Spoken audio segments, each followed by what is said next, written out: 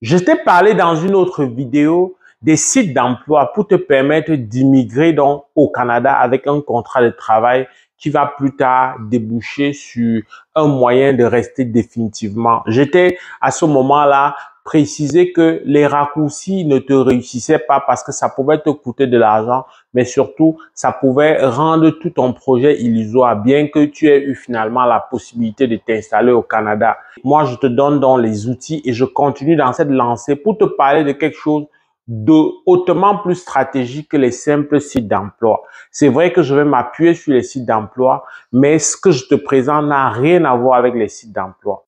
Alors, il s'agit concrètement de quoi? Je t'ai dit dans plusieurs vidéos par le passé que tu peux décrocher une offre d'emploi par le réseautage. Ici, j'entends par réseautage ce qu'on appelle encore le bouche à oreille, c'est-à-dire les offres qui ne sont pas publiées sur les plateformes digitales, sur Internet. Alors, comment donc concrètement procéder pour bénéficier du réseautage? Au-delà de la méthode classique qui consiste à activer tes connaissances personnelles qui sont déjà sur le territoire et qui vraiment manifestent une envie de t'accompagner, pas juste une envie, une promesse de la bouche et puis dans les faits, il n'en est rien. En dehors donc de ces personnes-là, le vrai réseautage dont je te parle, c'est à travers donc un contact direct avec les recruteurs et les entreprises. Mais comment tu vas faire? C'est vrai que tu vas me dire, mais comment je fais pour entrer en contact? Alors, les sites dont je vais te parler, ce serait juste une passerelle. Si je prends par exemple le site de Québec Emploi, sur le site de Québec Emploi, tu peux voir qu'il y a des offres. Il y a souvent le courriel des recruteurs, il y a souvent même le nom de l'entreprise. À partir du nom de l'entreprise et du courriel, tu as la possibilité de traiter donc directement avec une entreprise bien précise. C'est la même chose qu'on va voir avec Québec en tête, c'est la même chose qu'on va voir avec toutes les autres plateformes. Tu as la possibilité donc d'aller directement sur le site. Là, ce n'est plus une plateforme de recherche d'emploi, de site d'emploi. Tu es déjà comme en privé avec la compagnie. Ça, c'est une sorte de réseautage que tu construis. Alors, tu construis pourquoi? Comment? À travers donc un courriel spontané qui n'a forcément rien à voir avec une offre d'emploi. Tu présentes donc ta situation, tu présentes ton intérêt et tu fais les suivis. Tu t'intéresses aux activités de l'entreprise là. Tu fais en sorte, si c'est possible, quand c'est le cas, de participer à des forums virtuels.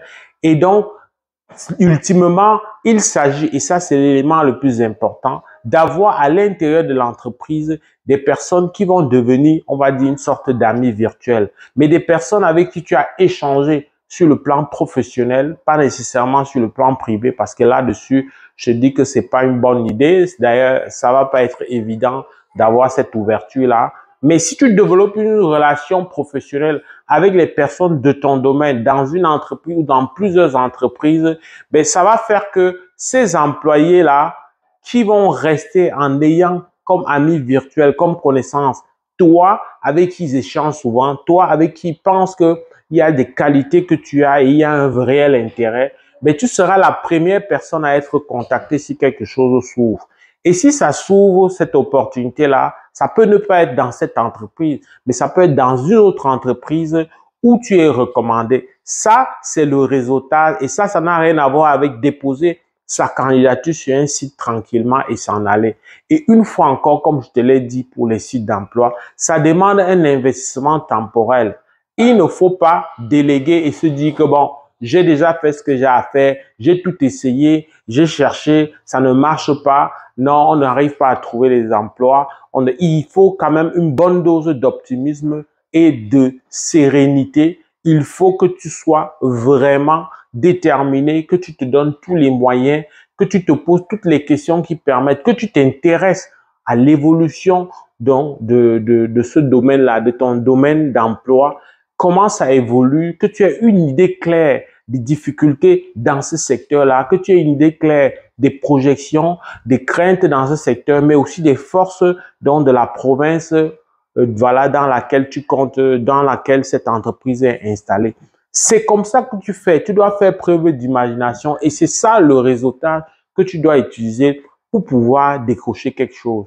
Et voilà, là-dessus, ne manque pas donc d'avoir un document ou une lettre qui te présente et qui permet d'en savoir davantage sur toi. Et si tu es dans des domaines où le portfolio a de l'importance, ne manque pas d'en faire un portfolio à jour qui va toujours venir renforcer donc la pertinence de ta candidature. Cette vidéo ne se voulait pas longue, elle vient juste te rappeler que ne reste pas tranquille, ne croise pas les bras, ne cherche pas les raccourcis. Tu as quelque chose à proposer au Canada. Ne laisse pas quelqu'un prendre ta place. Ça prend de la stratégie, c'est pas compliqué. Les raccourcis, ça ne marche pas. Il faut vraiment que tu t'investisses beaucoup. Tu ne peux pas, être dispersé et vouloir que ça marche. Donc, tu dois t'investir et t'investir. J'espère que cette vidéo t'a aidé. Si c'est le cas, like. Avec beaucoup de plaisir, je vais te retrouver dans le cadre d'une autre vidéo. Porte-toi bien. Boulot!